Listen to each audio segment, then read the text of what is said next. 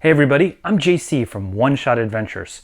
Last week, I reviewed the classic Dungeons & Dragons undead themed adventure anthology, Lords of Darkness. I also talked about how I took one of its lackluster adventures and rebooted it into a Viking themed adventure that, well, at least I think it worked way better. But as I was thinking about it, I realized I kind of felt a little bad because I did pick on this supplement quite a bit. I called it a rush job and said how most of its adventures were really undercooked. But then I realized I wasn't done with it yet, because I didn't talk about its worst adventure, the zombie-themed adventure. So sit down and buckle up, because this is gonna hurt. The zombie-themed adventure in Lords of Darkness is creatively titled Zombies.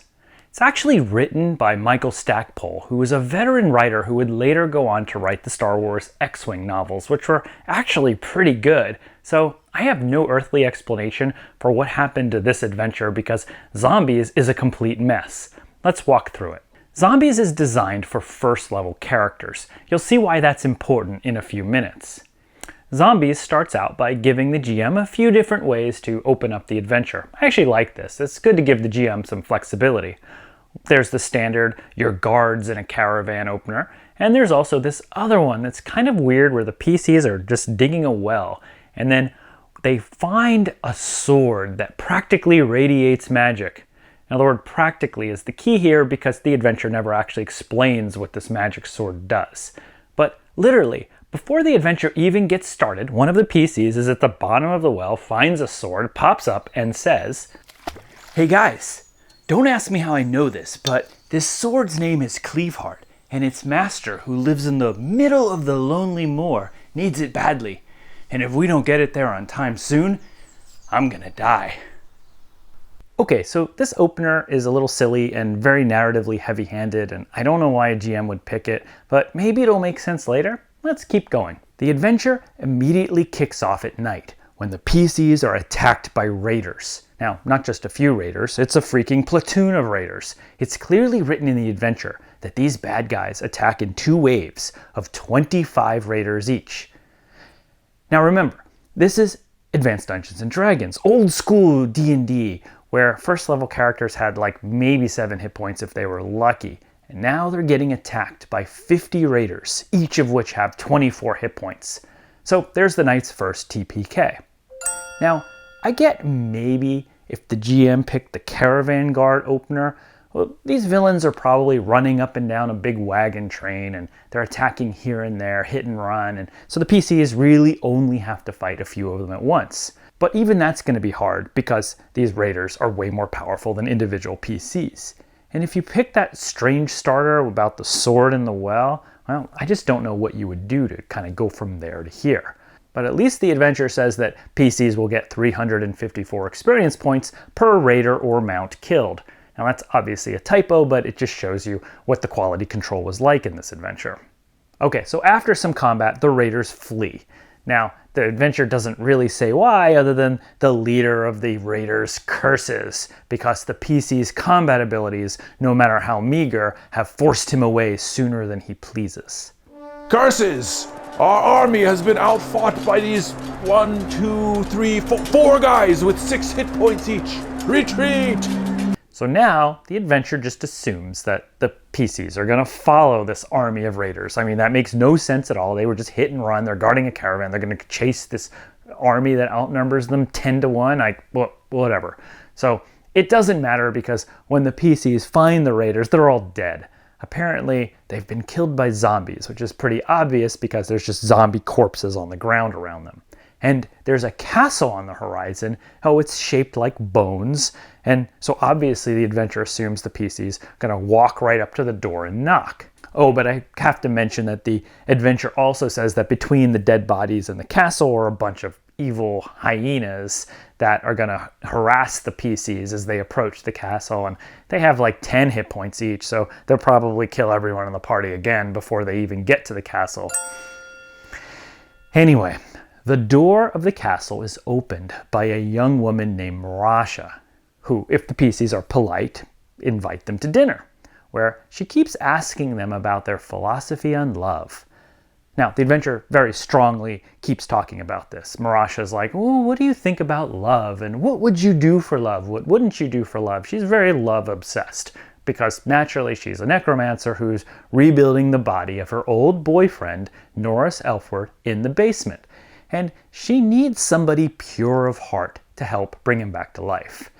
Now, if the PCs are rude to Marasha, who would be rude to an evil necromancer who, has zombie servants, she'll try to capture the PCs using those living zombie servants. She has a bunch of them, and they have 45 hit points each, so there's the third TPK of the night.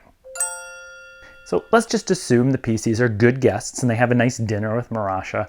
So then she'll ask one of them, the one that she thinks is the purest of heart, to go with her down into her basement, take off their clothes, and help her with her ceremony. I'm pretty sure your PCs will think that's perfectly safe. Although now that I think about it, us game masters, we always have one player in our group that's like, evil necromancer wants me to go into her basement alone? Yeah, let's do that. We do have that problem, don't we? So meanwhile, while that one player is down in the basement with Marasha, more raiders attack. I guess they're getting revenge for what Marasha did to the rest of the party before. So now the PCs have a choice. They can either fight and kill Marasha and her zombies, which is extra hard because the author didn't give Marasha any statistics at all, or help her resurrect her boyfriend while defending the castle from the raiders. And how are these raiders even attacking a castle? Like, the adventure says they're going to be fighting on the battlements. Do the raiders bring, battering rams and siege ladders and, I don't even know. But at last, the adventure finally realizes that it was probably pretty dangerous because the author writes that as the PCs are fighting on the battlements with the raiders, the zombies of Marasha are helping out by throwing themselves in front of any blows that might kill a PC. So now the PCs get kind of immortality in this fight through hordes of zombies that are protecting them. I guess, whatever, fine. So I think that the outcome that the author wanted here is that one of the PCs would realize that, hey, Marasha's not that bad for a necromancer, and help bring Norris Elfward back to life. And I guess maybe Norris Elfward's happy about it. Oh, and that magic sword, the one from the well at the beginning of the adventure, that was Norris Elfward's sword, so I guess he wants it back. The adventure really isn't clear. I mean, this guy hasn't been alive for 3,000 years, and he didn't even know Marasha, by the way. She fell in love with him when he was a skeleton, I guess, and so maybe he just high-fives the PCs and wanders off. I have so many problems with this adventure. Not only are the challenges wildly out of line for first-level characters, but the adventure's events are just narratively completely disconnected from each other.